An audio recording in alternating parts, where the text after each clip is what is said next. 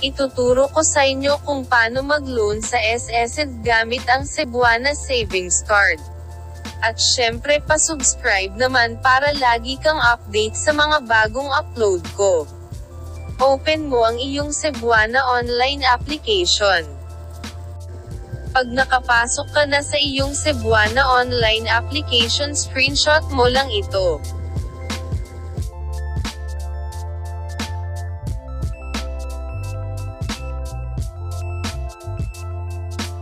Pikturan mo ang iyong Cebuana Savings Card. Pagsamahin mo itong apat at save mo sa iyong gallery.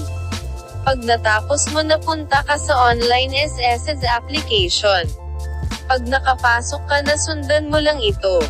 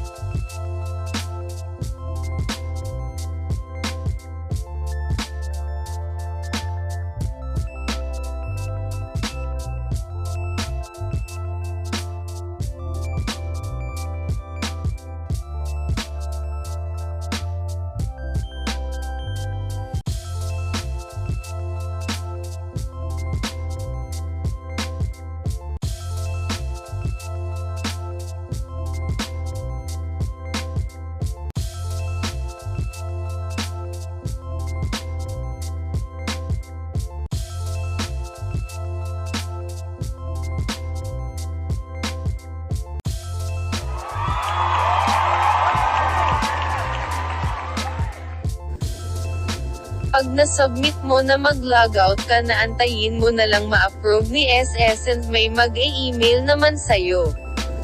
Salamat sa iyong panonood.